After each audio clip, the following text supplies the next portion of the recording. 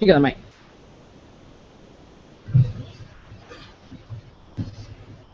Hello? Hello?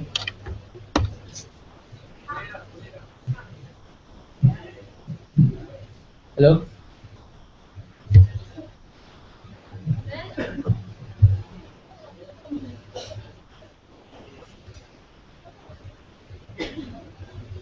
The environment that you are in doesn't permit you to escape everything else. Just because you are a child in a place where you are protected from all corporal punishments in situations like this, it doesn't mean you remove the ability from parents to cane you. Under our policy on two prongs. Number one, we will allow parents to administer the same exact punishment, which is corporal punishment, if and when they are in another country. So if you are a child and you do something that is wrong in the eyes of your parents, the parents will still be able to cane you and punish you corporally. Number two, even if the parent tries to abuse you within situations like this, we'll still use the same delineation that was used on the exact same nation. What does this mean? That means if that nation had different levels of when abuse methods perceive the delineation of abuse was. What is the perimeter in this debate? From going to another country, you then allow them to practice the same methods of disciplining a child that they've been using from the time the child was born practically. This debate isn't about whether or not corporal punishment is good or whether corporal punishment is bad. Oh, damn. This debate isn't about whether corporal punishment is good or whether corporal punishment is bad. Can everyone hear me? Yeah, all right. This debate also isn't about people with dual citizenships, i.e. you don't have different citizenships, you don't subscribe to other countries and other policies that these countries have. This means that people with their own citizenships who still want to be part of Malaysia, if I'm a Malaysian, and still have must have the ability to be part and suffer the same consequences if you are doing something wrong as a child. Before I move on to my first argument, yes sir. Is there a concession when you say that the parents that they are abusing their children have to also adopt the legal system within a country, that you concede that you, whenever you enter a country, you opt into the complete legal system? No. Here's the delineation that we made. The delineation is this, that if you are abused as a child and the delineation in that country is different from another country, so if country A says the delineation is this, that if you have bruises and cuts, then and then you are abused, or if a different country has different methods of determining abuse, we'll use the original method of how that country perceived a method of abuse. I don't know how you got that confused. Let's look at the first argument that I have in this debate. Why this policy is principally justified. First level of analysis. What is the nature of you when you are going to a different country? These people, when moving to a different country,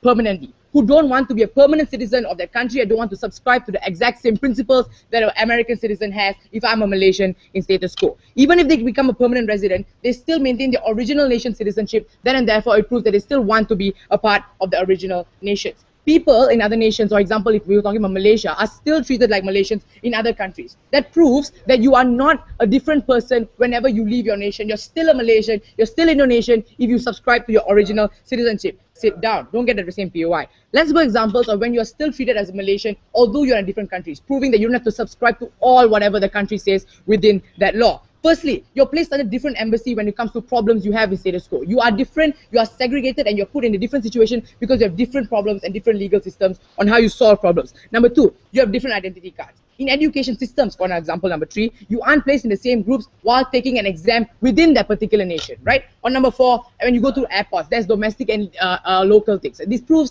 that in these situations, you are treated differently and you're not treated just the same as any other citizen within status quo like this. Sit down, madam and sir. The conclusion to this argument is that you're still the same, although you are different parts of the country. It proves some essence of what they originally were or where they originally were from for them to function as a better human being as a whole. Accountable to different governments, meaning that they are supposed to have the same type of treatment as the particular nation necessarily had in order to function better. Why is this important?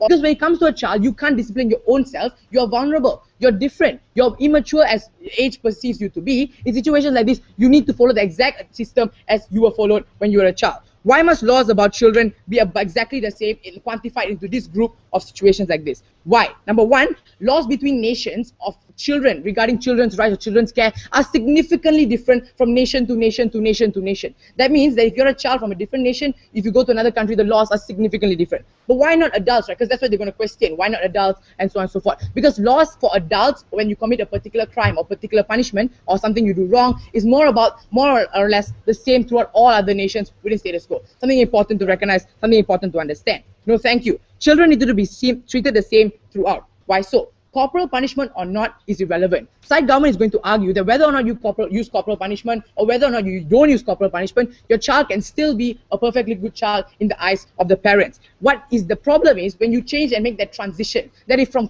a situation where you are using corporal punishment to discipline your child, you then use passive punishment to train the child, or you talk to the child will either be confused or be rebellious because using a less scary method to train that child. Or worse, conversely, right? Even if you don't use scary methods or don't use corporal punishment and suddenly you switch to corporal punishment, then and therefore you change the thing that how the child functions. That means, no thank you, sir and madam, that at the end of the day, you need to maintain the same punishment for a particular child in order for the child to be functioning as a child in status quo, for you to discipline the child properly. The second argument on why children will be from childbirth, often parents use the same method in disciplining the child, whether it being corporal punishment or whether it being not corporal punishment. What does this mean? The children are used to a particular form of punishment and they're not easily adaptable to different forms of punishment and are not easily try to understand that it's different and they'll be easily disciplined. What happens under situations when you don't allow people to punish the children the way that they did from corporal punishments? You are not going to let the child be tamed easily. Before I move on to the reason why this is dangerous, I'll take, yeah, sure.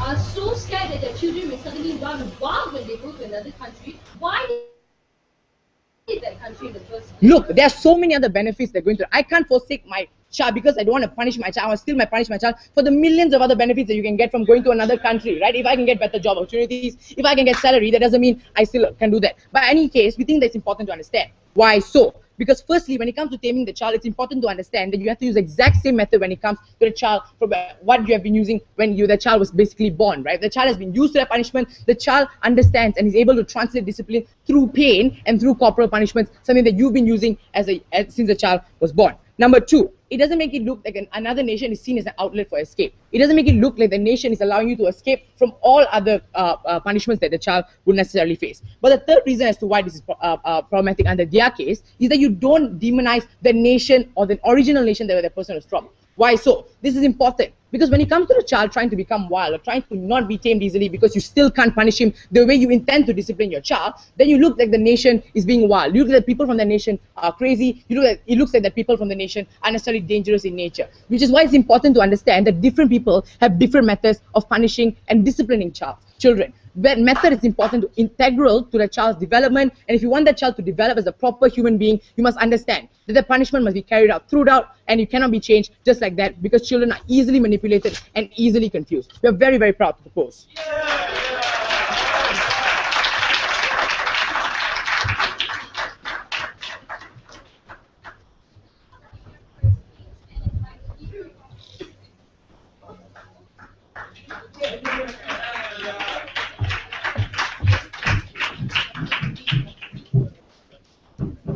Yes. Yes.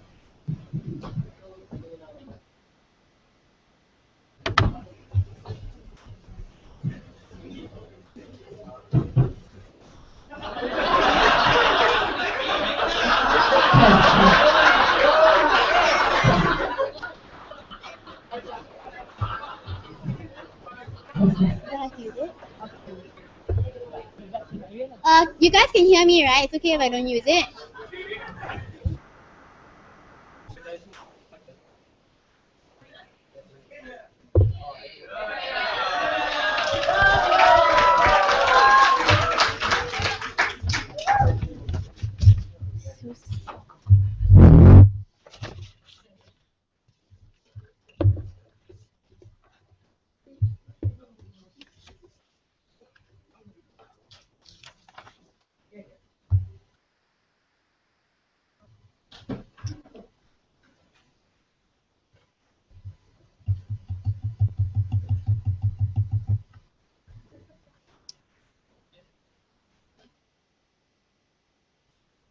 It was a great principal concession coming out from Roshan's last few seconds in his speech, that they don't want to sacrifice the idea of disciplining their child for all the benefits they can for moving towards that nation. That means they explicitly, or even if it's not explicit, implicitly consent to going to that nation and are willing to sacrifice disciplining that child for those benefits they want to get. So ultimately, these people are the ones that consent into that, and we don't think that they should get any other legal loophole just because they consent to sacrificing all these things and entering those nations. So ultimately, they are the ones that don't understand the principal consistencies that should exist, right? But let's look at a few arguments for you today, a few arguments that they came up with before I move on to my own, right? Because, let's see. What did they want to talk about? They want to say that these people don't subscribe to the same values, and because they have different embassies and they're segregated because of different legal systems, therefore they should have different identities. We don't think so. We give you many examples. Like when you enter airports, just because you have different ways to go for your bags if you have guns or drugs, that means if I am in a certain country, if drugs is something that you get a death penalty for, or if drugs is something that is illegal, like in some countries they legalize marijuana, right? But if you bring marijuana into a country that isn't legal in that situation, you still get criminalized under those civil code. You consent into those laws that are existent within the nation itself. So we don't think that different legal systems that exist within the legal systems in specific countries themselves need to be upheld in those countries, right?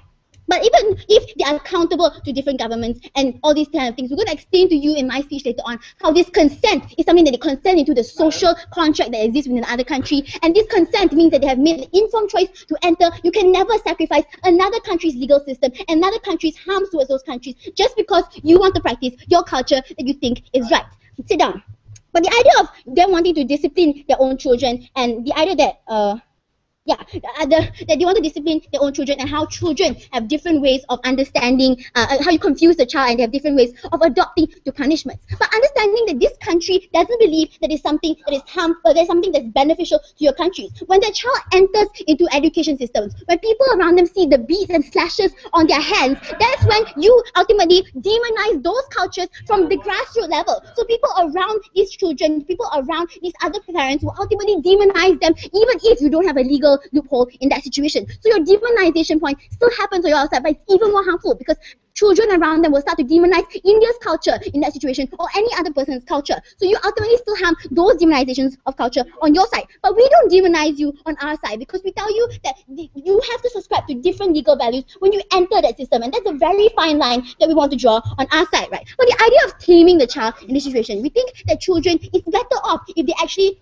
have a proper kind of punishments and proper kind of acceptance. It's better if they were given explanation on how they are being brought up than in comparison to you always caning them and always harming them in that situation. We don't think there's a difference between a child, because if a child is able to grow up in a place in which he has the ability to grow up properly, then we think it's fine in that situation. Right? But two arguments for you today. No. The idea of number one, principle of consent and how this creates a double standard. But number two, how it means that the state legitimizes abuse under certain exemptions and how that's extremely harmful. Now, before my first argument, There's a distinction between abuse and corporal punishment. But even still, if these people did consent to going to your nation, did they consent to subscribing to your laws and being your citizen? Yes, you did consent to those kind of things. Because ultimately, when you apply for a visa to enter that nation, or apply for employment visas, you ultimately consent into that. But how is that? Well, you're also even more harmful on your side, because you delineate what abuse means anymore. And that's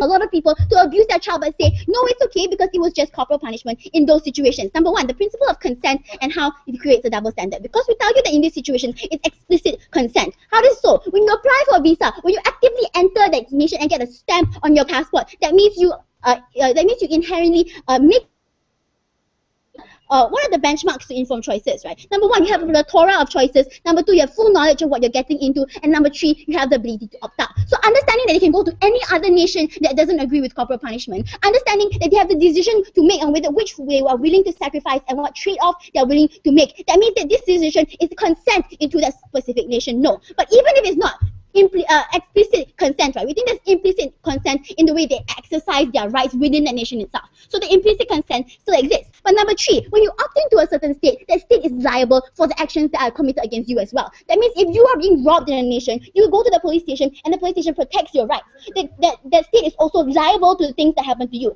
Similarly, you are also liable to that state and what that state ultimately has laws upon you. People, these kinds of things, these are things that are reciprocal within people that enter to different states. Sit down. But lastly, we think that beating a child in certain countries, right, is seen as something that's abuse and a propagation of violence. But when you opt into that social contract, we think that you need to opt into those social values as well. Because when you ultimately go against social values that exist towards the entire parts of society, that's when you contradict social values that exist in that society, and it harms the ability for that society to stand up for their own values, right? But lastly, we think it allows double standards, right? When you send a message of inconsistency, the state actively says that no, we think this is abuse and it's something that shouldn't happen, but ultimately they still have a legal loophole in allowing anyone else with that culture to come in, which is extremely harmful towards that case and the ability for that country to exercise any other consistencies in these kinds of things. Because we gave you the example of a woman that was an Indian that entered into the United States. She abused her maid and she was brought to court, Madam Chair. That's the inconsistencies that exist within the US state in itself. That's the consistencies that have to be upheld in this situation. But lastly, how does this mean that you still legitimizes abuse under exceptions? It's a trickle-down effect to people on the ground. That means you can abuse or your child or commit certain things just based on your circumstances. These are things like legitimizing jihadism just because it's your culture, but things like legitimizing circumcision if it's your culture. And that's extremely harmful and it creates long-term repercussions towards the state as well. But we think that it also harms it also allows people to use the excuse and the rhetoric that whatever their culture is, I can exercise it because I'm not in your state and I'm not part of it. Ultimately, when you consent to it, you are a part of the state and you do have to do things according to the state. But because there's still, how about teachers that you import in or teachers that you bring in? These teachers, would you also allow them to exercise this on their students if just because their culture thinks it's better for them to discipline children or students that of them as well? We think it's extremely harmful because that is not your child any longer, but because you believe that's your culture, you allow for them to act. You create even if it's your child or even if it's your child, we think when you exercise violence towards them, that violence also extends towards other people and other people that are not of your state any longer. And that's the extreme harm that we don't want to have under side opposition.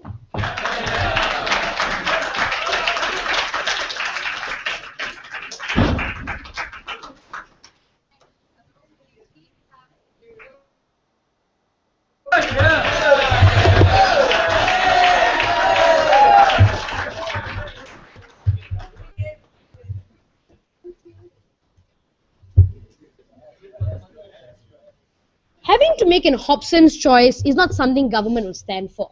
Because side opposition's case hinged upon these individuals having to sacrifice disciplinating their children in order to derive all the benefits that exist in another country, i.e. getting a job, raising salary in order to cater towards your family and friends in these circumstances, Mr. Speaker. This in itself is not necessarily a choice that people are willing to make. But because of the fact that the circumstances, the consequences of not making that choice in the name of going to the other country are so large, these people have to forfeit this disciplining of the children, whether they want it or not. What side government will do in these circumstances, and we will make people's life better in circumstances like this, because we won't make them make that harsh choice, and we allow them to make choices that benefit how they perceive to choose their social careers and how they want to discipline their child within circumstances. I'm going to do three things. Firstly, I'm going to respond to the responses that they had towards the Prime Minister's case. Secondly, and thirdly, I'm going to bring two arguments necessarily. Firstly, how it changes the nature of parents in the family institution, and two, the severe harms of these circumstances in itself already cause individuals to not opt into the system.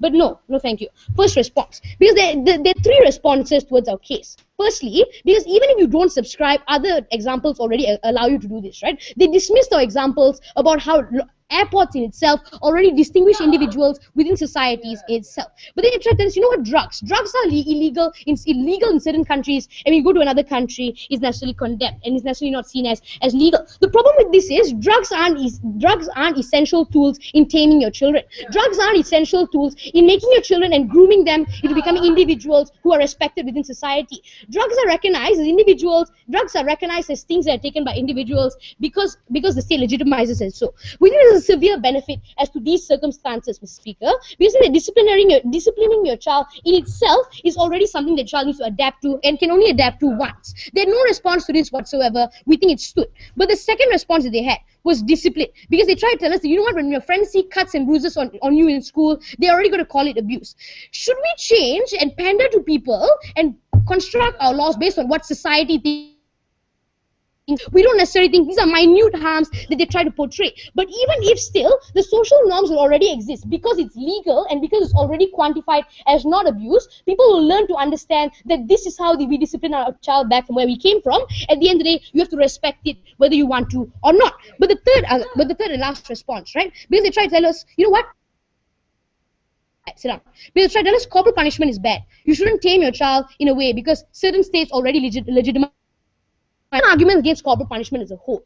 We don't need to respond to this because these individuals or states should legitimize corporal punishment. We're supposed to tell you why this privilege should be extended in other countries. Already granted this right, should be allowed to practice it in other countries. Rebuttals, yes. Sir, if you agree that there are so much benefits like getting a job and getting a house within those countries, why would an individual sacrifice this marginal benefit of disciplining their children? The link that exists between making a choice also helps your children and your family. Therefore, if I had to choose to get a job that necessarily earns me a sum of money which I can use to cater for my family, maybe the individuals will necessarily make this choice at the end of the day.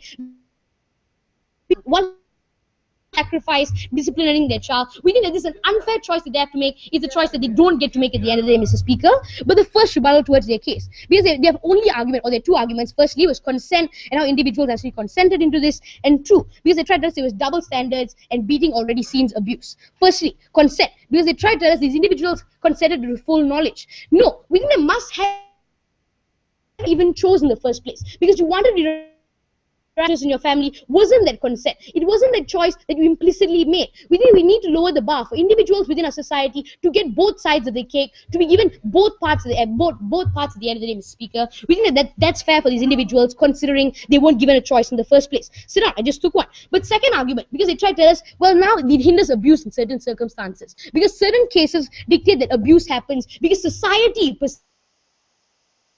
this is irrelevant from the case, because at the end of the day, if you can't be arrested, or so, if your only problem is that society thinks you're abusing someone, it's not really that big of an issue, right? Because the examples on how an Indian individual abused their mate, because abuse is already illegal. So even if she gone to US and was arrested, it would have been illegal both sides, right? We think the examples made no sense. But then they had this vague idea on how individuals will not exercise any form of culture that they have within our society. No, it sets the standards. They will only allow you to exercise cultures benefit, don't necessarily trample on other countries. Yes, my first argument. Now, firstly, how it changes the nature of parents in the family institution. We're going to prove how parents will be burdened in circumstances like this into making severe choices. First thing we have to acknowledge within this point, corporal punishment is exercised by parents when discourse or any other forms of communication. That means corporal punishment is used when parents have no other option as to how they can cater to problems within circumstances. Why is this important? Because parents govern children based on experience. So if a parent knows that this child is naturally naughty or this child is naturally stubborn within circumstances, we think it's justified for them to use corporal punishment. But then it leads to the question, what happens when you take this last resort away from these individuals? Because the only thing that you have left is discourse. The discourse which naturally didn't work in the first place when these individuals tried it out, right? What is the problem with this? Because talking is the only thing that you have left without having to back it up with any form of materialistic harm. Now people are used and adapt to circumstances of changing their behavior because they are afraid of that cane, at the end of the day become more complacent. It's a problem that we have to state will exist within status quo and will exist under your paradigm. Now what are the severe harms to this? No, it's already ordered. The second argument, three actually. Firstly, it de-strengthens the family institution for two main reasons. Why? Corporal punishment is what tamed the child, what indoctrinated moral values within the child, because the child has adapted to the moral values that is indoctrinated within those circumstances. This is how the family brought itself together. This is how the family naturally and implicitly indoctrinates moral values within its child. So under your paradigm, the only thing that you do is you segregate the child necessarily from that family at the end of the day, because parents, the only thing that parents parents can now do is talk to their child, and they can't assure you that that will work for people who are already complacent. Second half, overbearing parents, because now parents know that they have nothing else to do and fall back on, thus making parents more over. This is bad because you don't give children freedom to express themselves under these circumstances, because there's no regulation to fall back on. You can't do anything to that. Why is this harmful? Because necessarily no one wants to be bad on, or no one wants to be overbearing within circumstances under your paradigm. No child wants this. They won't open up to their parents, and they won't have a proper family institution. We stand for happy families. Let's make the world a better place. Thank you.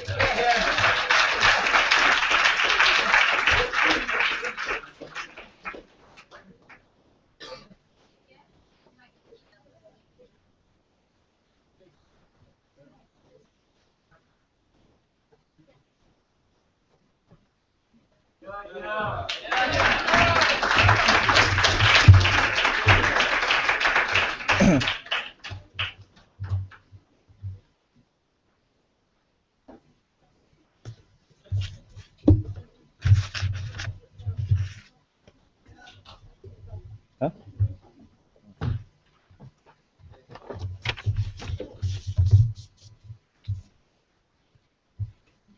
We don't think that their side has been consistent in their case from the very get-go. They say that the trade-off is legitimate at one point, and they say that the trade-off is not at the other. Which is it? They said that one benefits that you can get from moving to a state, and therefore it will be a Hobson's choice if you have to sacrifice your disciplining your child. But that is a concession that disciplining a child is such a minute benefit to begin with that all the other benefits that you can gain overwhelms that very benefit, and you would rationally concede to those things. Therefore, when you opt into a legal system within those countries, such as the examples which Eliza gave, you can't bring drugs into certain countries. Like if Netherlands legalizes marijuana, you can't bring it into countries which don't. We think those are situations where I already proved that legal systems within countries have to be respected and cannot be ascertained by the cultures of different other countries and where you originate from.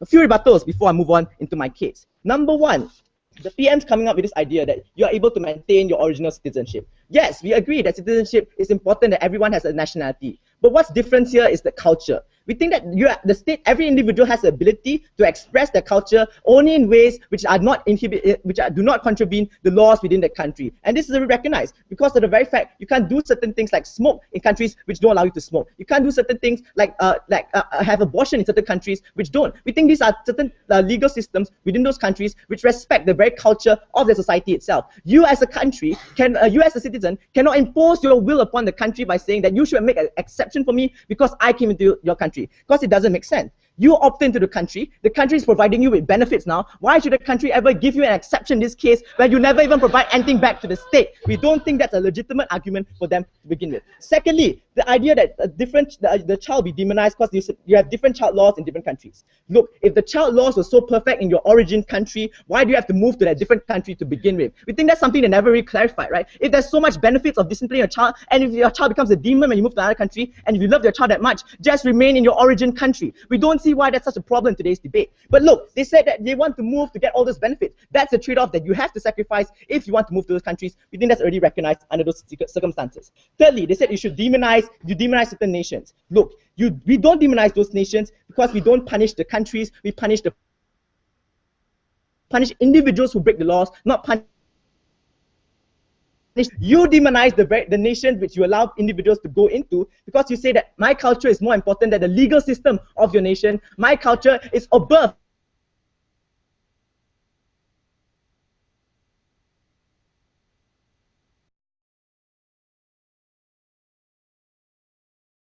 why Eliza's case wasn't relevant because she argued on the negative things of corporal punishment, but he himself argued on the I don't see how it's rational under those circumstances. But I'll rebut it anyway. Look, he talked about overbearing parents and things which de-strengthen the family institution. There's no absolute objective form of parenting, Mr. Speaker. We allow all forms of parenting under our side. We think that if you want to move in the country, you should adapt to the social culture within those countries itself. We think that your ability to adapt in the country proves that you should remain a country or you shouldn't. Because the idea is this: if you can't adapt in those countries, then why should you remain there at all? If you can't receive benefits from those countries, why should you remain there at all? At the end of the day, if you realize that your child's going to be demonized to the very extent which you hate him, just go back to your own country. We don't want you there either. Look, the idea is this: look, if you're overbearing parents, and if you have parents which just don't want you to go out, or if you just strengthen the family institution, we don't think that's a trade-off parents are willing to make, just remain at your home nation. We don't think that's a clarification that has to come out from the whip or someone in their case. Before that, yeah, sure. The difference between arguing that certain parents have problems adapting to new legal systems and arguing that corporal punishment is good is something that you will never understand.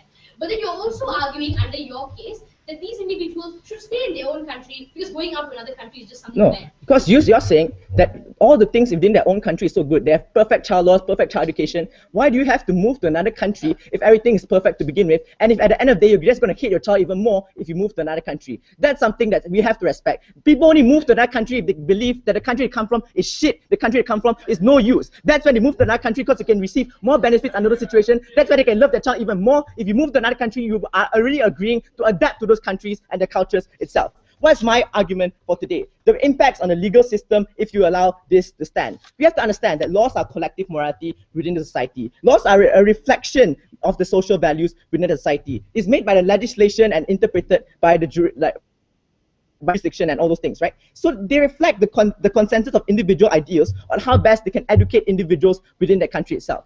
You are changing that consensus and you are changing that morality within that country when you say we create exceptions for certain situations where we believe that this can also be the best way, that this, where the other ways are particularly harmful in certain circumstances. That's when you create questions, and you allow people to question decisions of the court and decisions of the legal system itself. That's when you allow people to believe that the court is having a double standard. When you inflict punishments on parents of the local citizens who cane their children, but you don't punish parents who don't, parents who inflict punishment on children who don't come from your country, that's harmful. Because you believe that there's that individuals should be compared on which country they come from under those circumstances. But the idea is this: if a harm is done, a harm is done. Doesn't matter which country you come from. If the legal system says that this is a crime, it should not prosecute you based on nationality. It should not prosecute you based on the intention and the crime itself. And that's harmful when you allow courts to change this idea of how you should punish individuals. Because then you can always allow court to predict that a certain culture could be potentially harmful, or a certain culture could be potentially more beneficial than my country's legal system itself. And you allow those questions to pervade in society and pervade in the court system. That's when people start to question legal system. That's when people start to question whether this court is credible to begin with. And those are harms which side opposition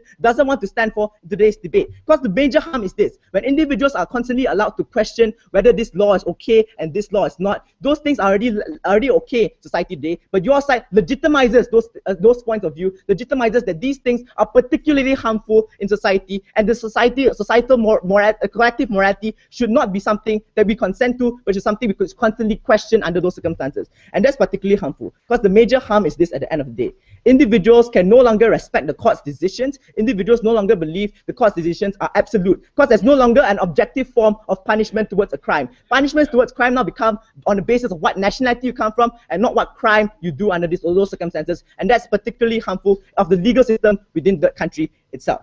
At the end of the day, two questions which side opposition already answered and fulfilled the burden. That when you opt into a country, you opt into all those benefits, and therefore a trade-off has to exist. They already conceded to that. The second thing is, at the end of the day, if you no longer want to be a citizen in that country, you can always opt back, and that's a choice individuals are able to make rationally. We don't think those are harms that they can actually push on our side, because you can always opt out.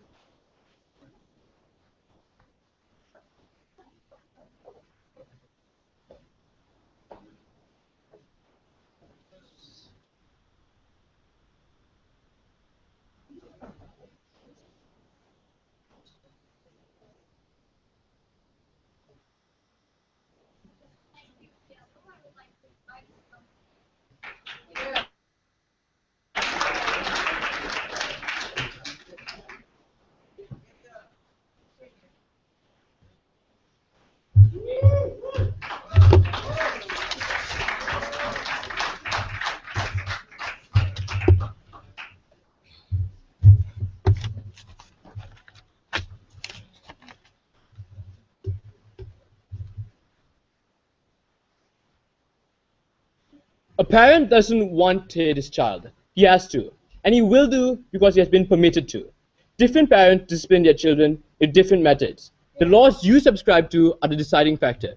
If your country permits you to hit your child, then you can hit your child in order to discipline him, regardless of where you are. This debate is what they missed. Before I move into the three issues, there are a few things we need to clarify.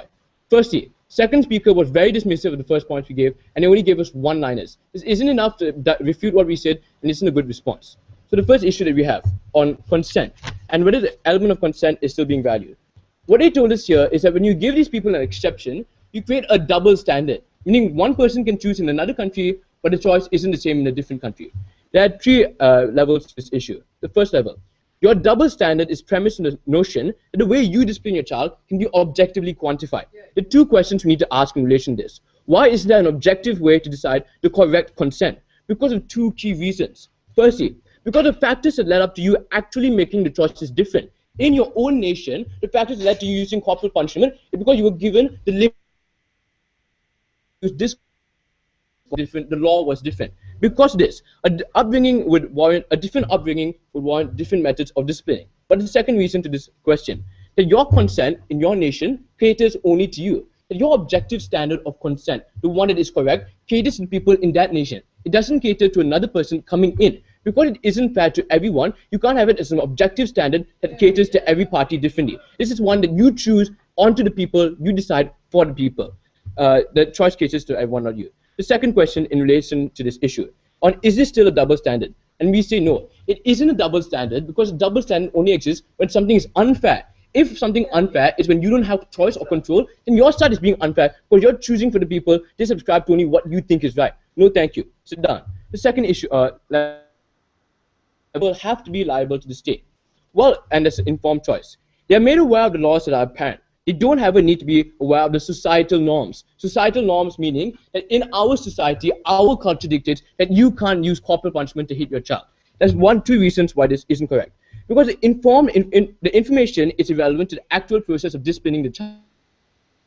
Not only be exclusive towards the laws that you need to subscribe to, basic general laws. But when it comes to the process of you bringing up your child and disciplining him, it might be irrelevant. That's why the parent might not use it. But second to this is that they can't forsake the child. That even if the information that they are given is that you can't hit the child, are you now implying that this person has to leave his child behind in order to go to a different nation, leave his child behind in order to get all these benefits? How do you benefit the child? How do you benefit the family institution? The second reason to this question, no thank you. The second reason is because the information constantly differs from country to country. What this debate isn't about a dual citizenship where you're part of two countries. It's about you being a sole citizen of that country.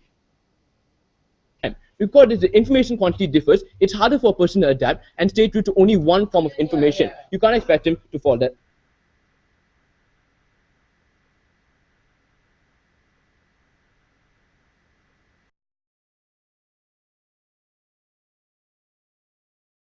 Or warrant them as your citizen. You can't treat them as such. You can't put the same burdens onto them. The third and final level to this issue, sit down, on where they say that you're liable to the state and you opt into social values. Well, that's funny because we still have embassies that cater to different people from different nations. So we don't see how you're liable to only one objective state. But even still, when does liability occur? Liability occurs part of that state. That's why you can't put the same liability. Even if they do, why can't this work? Because of two reasons. That if you opt into a social norm, you need time to adapt to the social into your countries. They weren't raised in your countries. Because at the turns being used corporal punishment or being used discourse is different. The time to adapt to the existing period is different. But the second reason, it isn't as effective for the parents to use. Because it isn't as effective, they won't use it. They might not even want to use it in the first place. Before I move on to my second issue, yes. Why is it in the interest of that nation to sacrifice their own social values just to give you a legal loophole because you're not a citizen of that nation? See, you just conceded that it isn't always the law, it's your social values. Because these people are made informed of the laws, they're made informed of what they need to do. Your social values shouldn't dictate how a person should forsake his tradition, forsake his religion, but that doesn't happen. My second issue on culture. They say that we use culture as an excuse. Because we are Indian, because we are Muslim, this gives us an exception towards what we need to do. There are three levels to this issue. On firstly, should people then always forsake tradition if it doesn't suit your norms? Because what you're telling us is if your tradition says that, if their society says that your tradition isn't correct, says your tradition isn't what you're supposed to do, then it's incorrect. You shouldn't continue going on with that. Your tradition here is an excuse to use. That isn't what tradition is to a person. Tradition is important. What makes him unique is what making a differentiating factor from a different nation. Every person is entitled to their own tradition, their own religion. You can't decide what's best for a person. But even still, why can't you argue this under your paradigm? Because in your paradigm, it's not traditional religion isn't exclusive to you. Your people's religion are still taken into account. Your nation's religion and societal norms are still taken into account. You simply dismiss another person's culture. But the second level to this issue, on that you're giving them an exception, it isn't above the law in this circumstance. It's simply different. Because it's different, it doesn't give you the right to warrant it as wrong or incorrect. The difference is that the difference here is that when they told us about smoking or abortion needs to be sacrificed in different nations, the difference is that those were decisions that directly affected them as a person. These are decisions that are affecting their child, that are affecting their family. Because they're affecting their family, you can't view it as the same objective standard. You need to give certain exceptions or leeways towards them. These are justified exceptions, and they can be used when they're just. Sit down. No, thank you. But the third and final level is on that they asked us why. Actually, your order already. The second one, they said, why move anyways? Because sometimes they have to move. Opportunities arise that could benefit them. But because they have to move, they can't forsake their child. They still have a family. They still have responsibilities as a parent and as a father. Your side is being harsh. Your side is being absolute. Because your only alternative, either you leave your child behind, either you don't come to a country, or you get out. This isn't how we act. We need to be fair. What you're doing is being unfair towards the parents, towards the child, and towards the nation. But the final issue on the legal system, well, it's quite brief. Simply, they talk to us about objectivity and how we're being dismissive. They told us that you only can go to or subscribe to laws if there's an objective standard. What is your objective standard here? The objective standard is what you originally subscribed to in your nation. By saying so, it means your objective standard is what you had in your nation. The objective standard that you place is something that could be subjective. Your point of objectivity isn't mutually exclusive. But even if you were to subscribe to one form of law, why won't it work? Because these people still have different morals and different traditions that they need to uphold. You're not taking them into account, you're being dismissive. The final thing, and I conclude my speech with saying such, if you want to be fair to all nations, if you don't want to be dismissive, take into account what they have to say, take into account how they live. Thank you.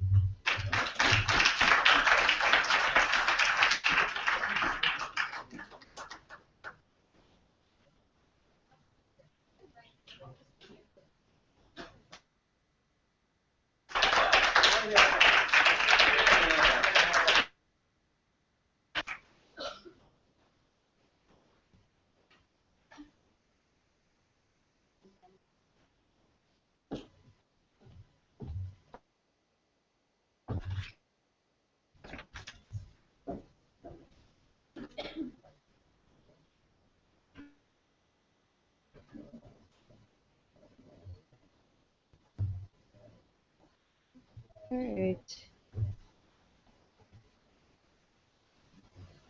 It is not in any state's interest or any nation's to sacrifice their laws and their values for other people that is not even their citizen. That's why these people who want to come on holiday have to apply and have to wait to see if they are accepted, right? Because they are subject to the standards that are set by that nation, right? That's why they have to apply in the first place and they can't just come in and out. What they needed to tell us was why, if people wanted to make that trade-off, they decided that this form of discipline would be fine if they wanted to pursue much bigger benefits, which were things like jobs, as opposed to being able to cane your child or just scold him. Like, they never explained to us why people wanted to make these choices.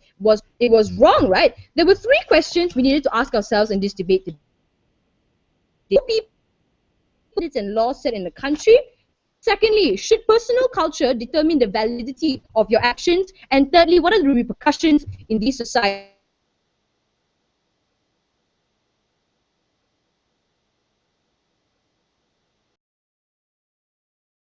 A plethora of choices, which they do. They can fly anywhere they want. Second, they have to be able to opt out of this. They don't have to buy the ticket. And thirdly, they have to be informed. And this was something that some of them try to talk about, you know, that they don't know the social values that happen or they don't know the laws. Then tell them, okay? Like, seriously, is that your ideas?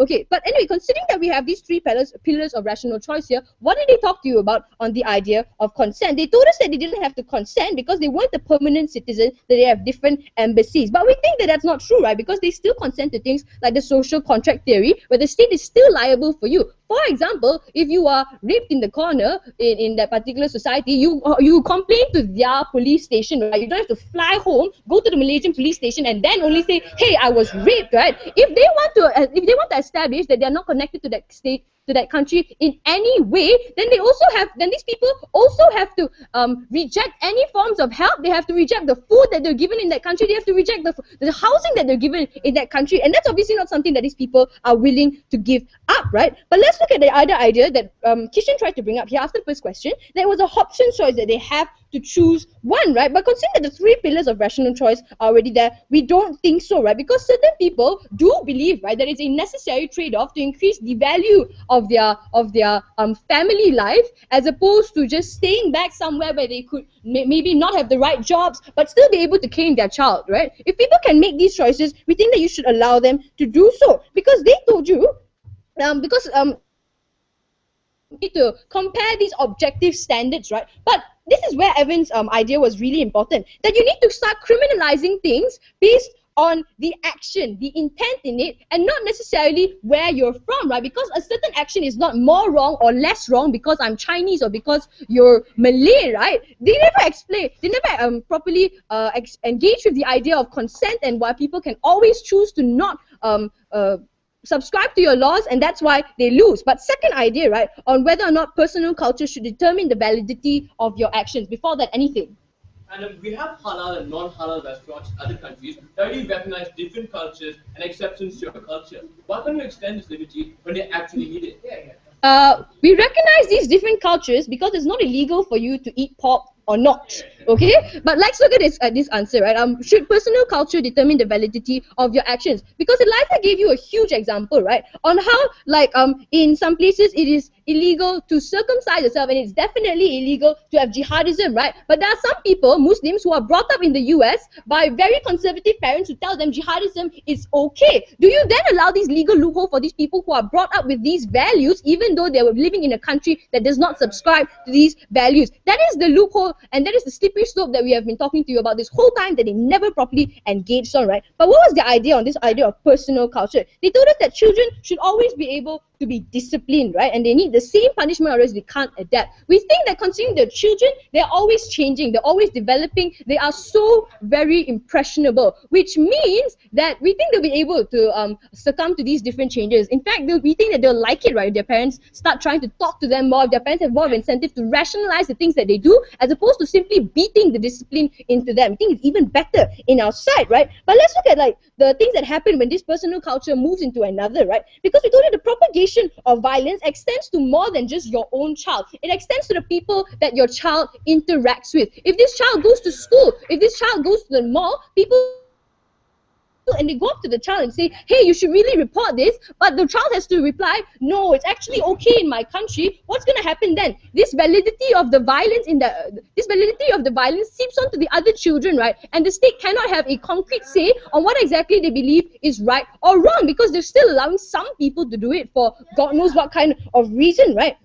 At the end of the day, personal culture can never determine the validity of your actions. You opt into a certain law system when you go to a country. If you don't opt into this kind of culture, if you want your culture, you stay where your culture was. That's your own choice, right? But let's look at the third idea of repercussions. Because Roshan tried to give us the idea that we demonize the nation. Let's say, if I'm Malaysian, I go to the US and the US imprisons me, Malaysia has a bad name. But that's already on the principle that we have conflicting laws in the first place, which still exists on both sides, right? Because there will always be different ideas on, like, I think it's that big of a deal. But what Evan pointed out to you, that it's worse, right, when you demonize these nations by telling them that my personal beliefs override all of yours, even though I applied to go into your country, even though I consented into going into it. We think that that's the more harmful thing that happened there. But let's look at Kishan's ideas on how you de-strengthen families, right? There were two levels. On firstly, how corporal punishment was necessary for these moral values. We think that he's cheapening moral values, Madam Chair, when he tells us that they can only exist in this child when you beat those values into him. We think, in fact, those values are illegitimate, right? If you have to have the presence of a rod for that child to subscribe to them.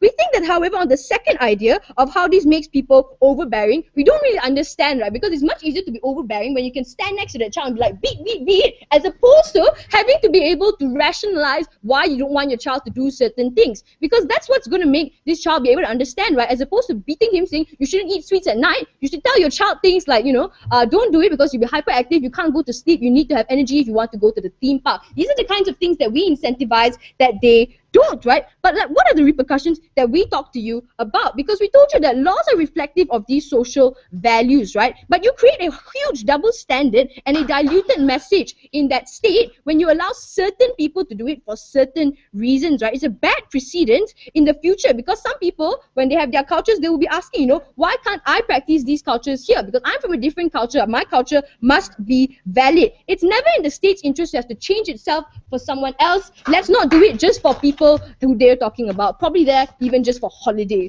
Thank you.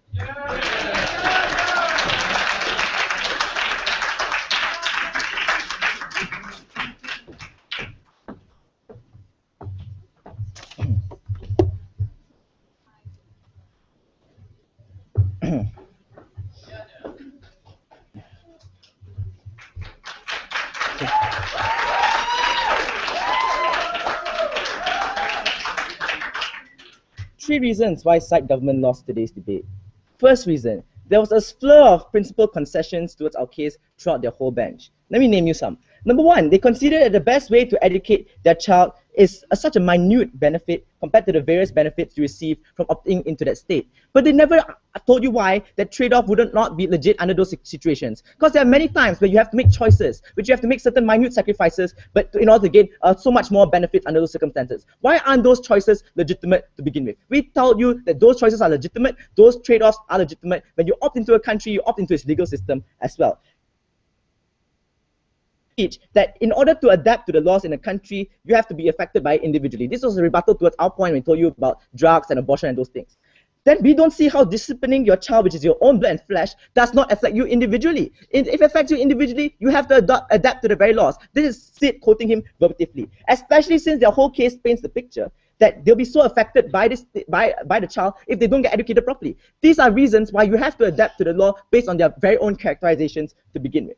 Third thing, if it's such a large benefit, which is more important, which requires you to leave your home and ditch your children, then like if you really don't want it, they never told you why you have to move to those countries. We told that if, in order for you to educate the best, in order to best educate your child, in order for you to treat your child in the best way and adapt to the truth in the best way possible, if you believe that that's the best way you can live your life, then why do you have to move to another country? Because I already told you in my speech that people believe that they can best benefit and can best prosper their life under those circumstances. If they're going to be feeling sad in those countries, why would they even move there to begin with? Never really understood.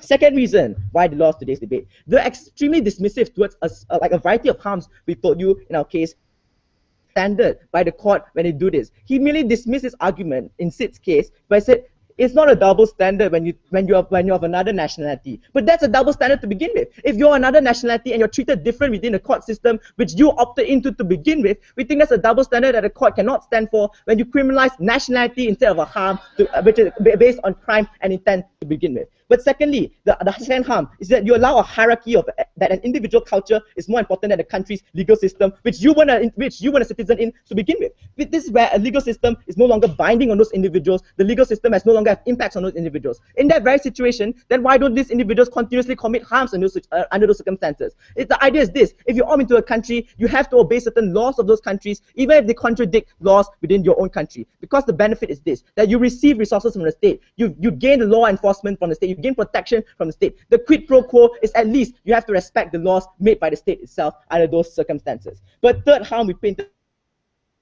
churches get demonized because they say that my culture is above your legal system, your culture, something wrong with your culture under those circumstances. When you demonize a certain culture which is subjective to begin with, we think that's harmful. When you demonize a certain form of parenting and you legitimize another form, which we argue to you, we have no form of objective parenting to begin with. We allow all forms of parenting to exist under our side. But third reason why they lost today's debate is they didn't fulfill the burden, the very burden they set out for themselves from the Prime Minister's speech. He told you this: when you opt into a country, you don't opt into the legal system. We told you a variety of reasons why when you opt into a country, you definitely opt into the legal system. It's not only that you use up their resources, but it's more than that, right? You have certain things where individuals on the ground have to trade cultures and trade values and things like that, right? Things like this prove that individuals on the ground are part of society within that country itself. When you're part of society within a nation, that means you are also protected by a nation. That means you also have to respect the legal system within that nation itself. Because if they fulfill their burden, we fulfill their burden for them into the legal system. And if you don't want in the country because that's the best way you can educate your child. You don't need to. We allowed that choice to exist. We didn't discriminate against them. We allow the best form of parenting to exist on the outside as well.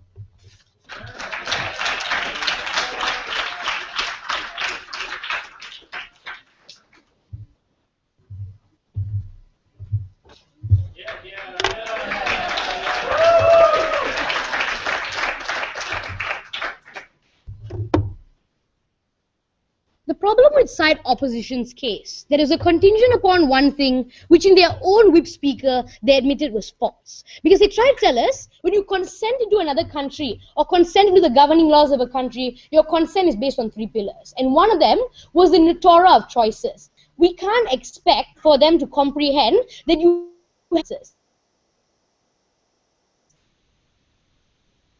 Hobson's choice, because there is a hierarchy of needs in these kinds of circumstances for you as an individual to go to another country, be it for a long time or a short period. We think that they need to also acknowledge at the end of the day the choice isn't necessarily there, therefore the consent in itself is not illegitimate. I'm going to do a few things in my reply speech. First, I'm going to talk about a few clarifications because side opposition was clearly dismissive. Secondly, let's cater to the few things that they try to say how we're principally inconsistent itself. And thirdly, I'm going to bring both arguments and burdens in itself in today's debate. But firstly, the clarifications.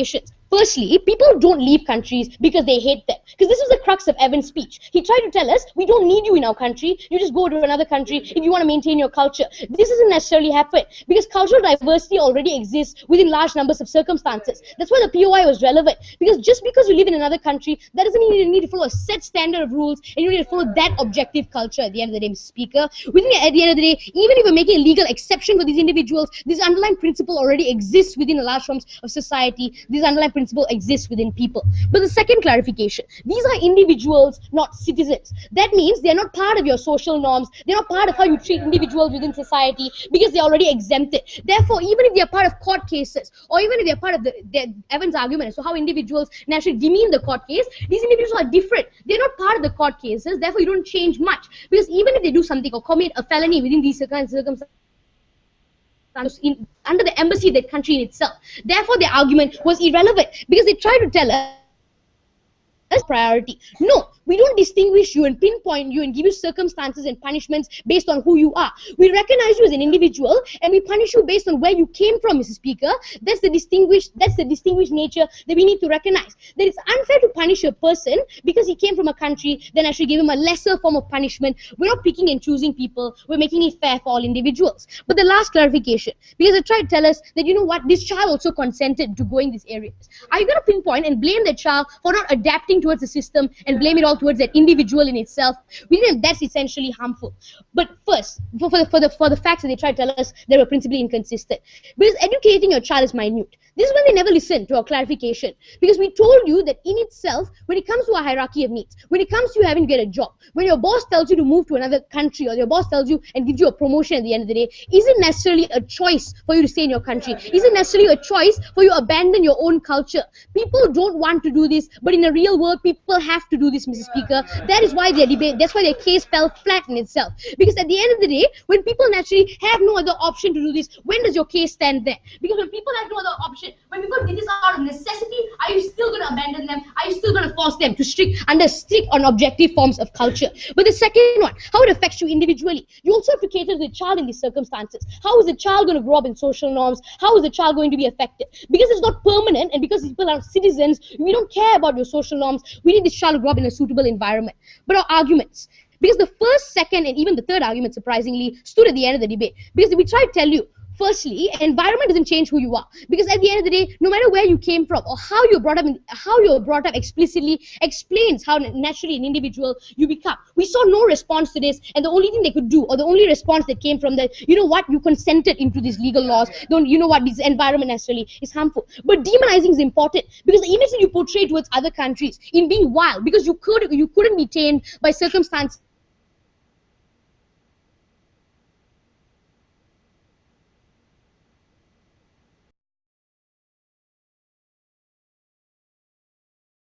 Punishment is bad.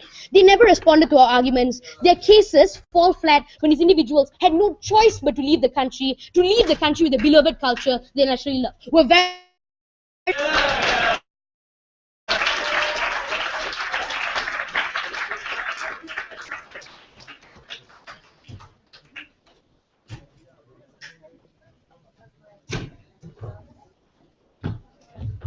should abuse you, lah, you child. Stay.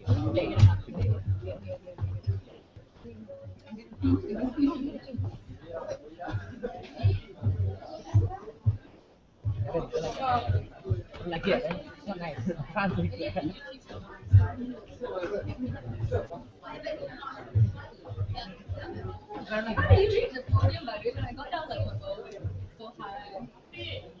Can what? No, but it's all here already, you know. No, but it's very little space.